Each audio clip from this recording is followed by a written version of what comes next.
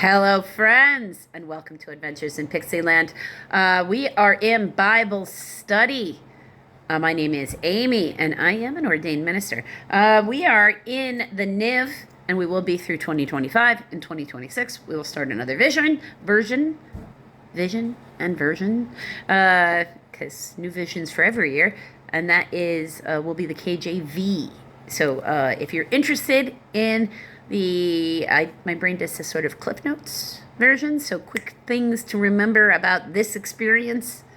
The salient facts is really what it is. It remembers the salient facts surrounding, like, naturally, based upon how the biology of it goes together.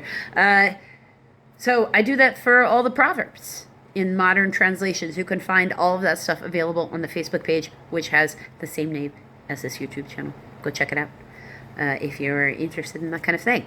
I also post music that I like to listen to, and things that help keep me anchored. And sometimes I make reels of the pictures of nature that I love to take. So, in this video, though, Genesis chapter 25, verses 1 through the whole chapter. So it's verses 1 through 34. So, in this one, Sarah's already passed. Isaac has married Rebekah, and Abraham has been alive up to this point, but we have the death of Abraham. So Abraham passes. Chapter 25, verse 1. Abraham took, had taken another wife whose name was Keturah, or Keturah? Keturah. Keturah. She bore him Zimran, Jokashan, Medan, Midian, Ishbak, and Shuha. S-H-U-H-A-H, Shuha. Jokshan was the father of Sheba and Dedan. And you're like, isn't that a place, Sheba? Yes. All these names of all these children become locations, because they will found those locations, or their descendants will, and they will name them. Okay, the descendants of Dedan were the Asherites. The Letushites and the Lumites all come from Dedan. The sons of Midian were Epher, Hanok, Adabai, or Abida, A-B-I-D-A, Abida, and Eldaha. All these were descendants of Keturah. Okay, so Abraham left everything he owned to Isaac. So none of these other sons. But while his sons were still living, he gave gifts to the sons of his concubines and sent them away from his son Isaac to the land to the east. Like, take this property, take this stuff so you can be successful, and now go be pioneers. Because this land right here, it's all going to belong to Isaac. So don't fight with him. Go get your own land.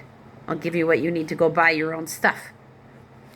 Altogether, Abraham lived 175 years. Then Abraham breathed his last and died at a good old age, an old man and full of years. And he was gathered to his people. His son Isaac and Ishmael buried him in the cave of Machpelah, near Mamre, in the field of Ephron's son of Zohar the Hittite, the field Abraham had bought from the Hittites. There Abraham was buried with his wife Sarah. After Abraham's death, God blessed his son Isaac, who then lived near Beer Lahai Roy. So Ishmael's sons. This is the account of Abraham's son Ishmael, whom Sarah's maidservant Hagar, the Egyptian, bore to Abraham. So half Jewish, or what will become that, because he's not Jew. Jerusalem is just Salem, and Abraham don't own it. Okay, and half Egyptian. So the blood is in there, right? So that Mesopotamian blood is in there already. These are the names of the sons of Ishmael, listed in the order of their birth. Nebaioth, the firstborn of Ishmael, Nebaioth. Keter, Adidabel, Adbel, Mibsam, Mibsam, Mishma, Duma, Masa, Hadad, Tima, Jator, Napish, Naphieish, Napish, and Kedemah, Kedmah. These were the sons of Ishmael, and these are the 12 tribal rulers according to their settlements and camps. Altogether, Ishmael lived 137 years. What happened to the 120? Okay. He breathed his last and died. And he was gathered to his people. His descendants settled in the area of Havilah to Sur, between the border of Egypt as you go towards Asher. And they lived in hostility toward all of their brothers. So none of those countries ever liked any of the Jewish people because of the hostility between there. Because remember, their existence was not God telling them to be there. That was entirely Sarah's idea, which she then regretted.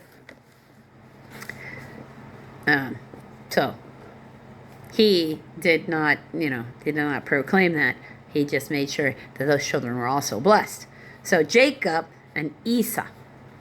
This is the account of Abraham's son, Isaac. Abraham became the father of Isaac, and Isaac was 40 years old when he married Rebekah, the daughter of Bethuel, the Aramean, Aramean, Aramean, to me that's Armenian, from the Paddan Aram, B, because there is a genetic link, that is northwest Mesopotamia, the sister of Laban the Aramean, Aramean, Aramean, minimally. Isaac prayed to the Lord on behalf of his wife because she was barren. Look at that. The Lord answered his prayer, and his wife Rebekah became pregnant. The babies jostled each other within her, so twins.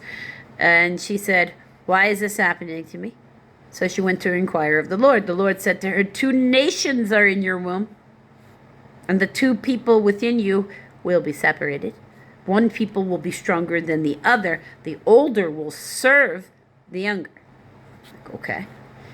When the time came for her to give birth, there were twin boys in her womb.